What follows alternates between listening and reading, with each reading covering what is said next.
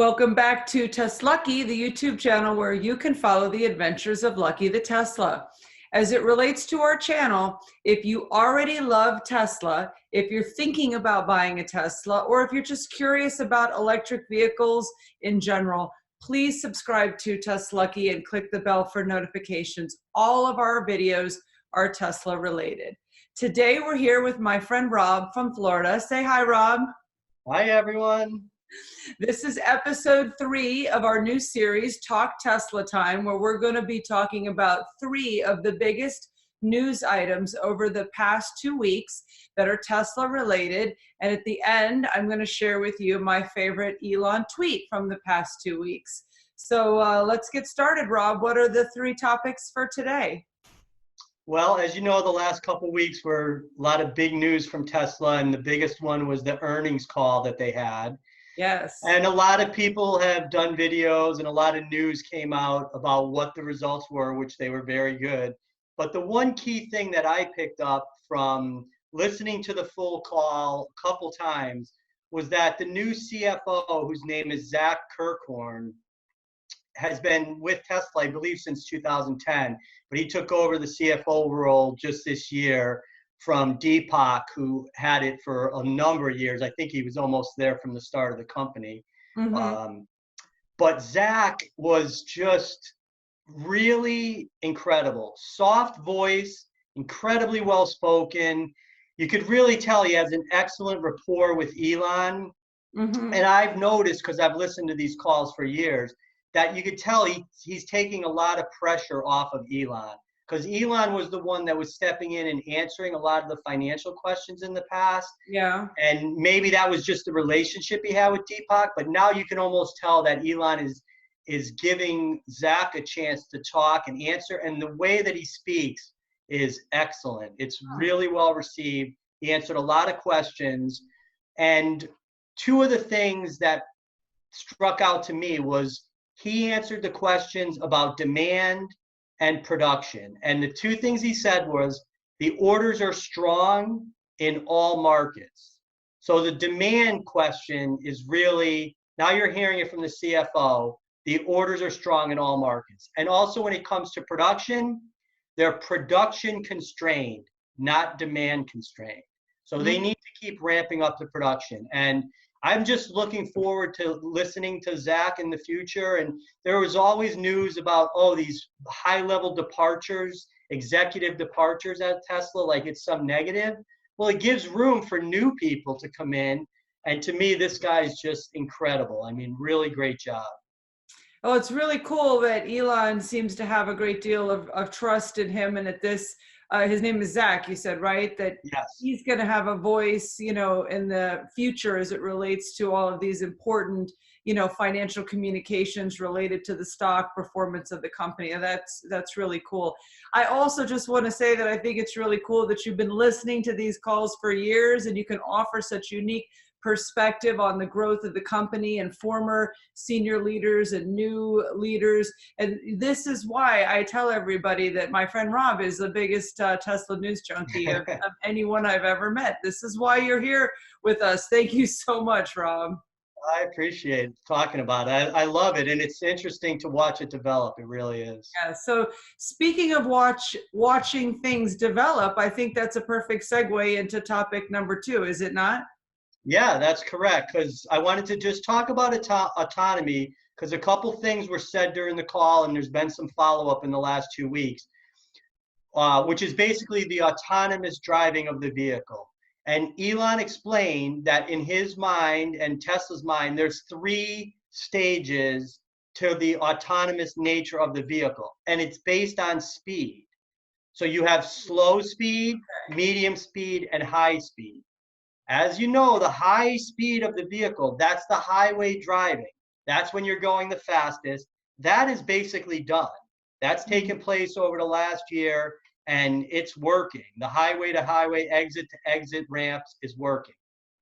The slow driving, the parking lots, the driveway, that's all being done with the Smart Summit. So that's being worked on now, which is working great. They've already had over 1 million cases of Smart Summit being used. And you know that number is just going to be Mm-hmm. exponentially improved. So Right. you have slow and the fast almost complete. Then the next thing is the medium speed. That's the traffic signs, that's the traffic lights, and things like that. So once the two end cases are done, they're going to focus on the middle. All the resources go to that, and it's going to get done. It's going to be done in their eyes, what's kind of called feature complete, really quickly, sometime next year for sure. And then it's going to be up to regulators and things like that. But the concept for people to understand is the slow, medium, and fast. That's it, and it's being worked on. The one thing I wanted to bring up about that is that he made the comment that as the autonomy nature of the vehicle gets bigger, that makes the entertainment of the vehicle a bigger decision. And Mm-hmm. this is where Elon has always been ahead of the market, maximizing the fun that you get in the vehicle, Mm-hmm. not making a vehicle a utility thing, making it something that people love.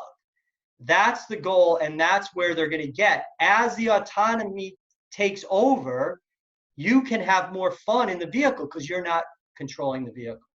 And that's why there's Netflix and YouTube and the software, the V10 software update. And he's always had, the Atari games in the car.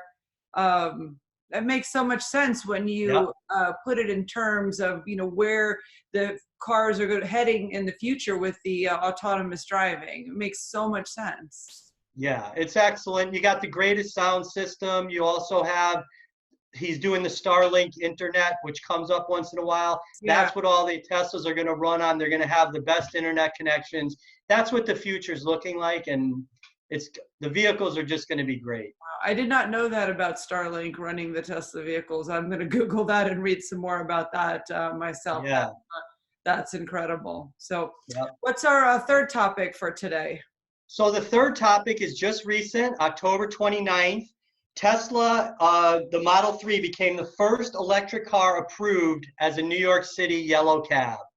Oh, So, cool. yeah, this is big news. And it's starting to attract the interest of a lot of taxi companies because, well, basically, I think Columbus Yellow Cab bought 10 of them in order to accelerate their electrification of their fleet.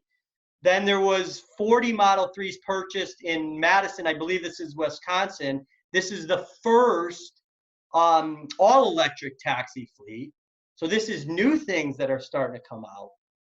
And basically, they know what everybody else knows, which is, the Model 3 being used as a commercial vehicle is a great idea because not only do you have the gas savings, but you also have the maintenance savings, the longevity of the vehicles. This is all key factors, right? When you're running a fleet of vehicles, the Right. more important things become how long the vehicle lasts, how easy it is to maintain. Right. And Tesla with the Model 3 and all their other vehicles now are going to be building the powertrain to last 1,000,000 miles, which is probably going to be done. That'll probably be announced within 3 or 4 months. And then sometime by the end of next year, they're probably going to announce the 1,000,000-mile battery. Right. Right. So they're working on that. So I know you just think about it, like you're going to buy a car that's going to last 1,000,000 miles. You almost can't wrap your head around that. It used to be that when you hit 100,000 miles on a car, you put it out to pasture. That was sort of like, the over under on how much lifespan a car had left. Now you buy a Tesla Model 3 and put it on the streets of New York as a taxi at 100,000 miles. You don't even blink.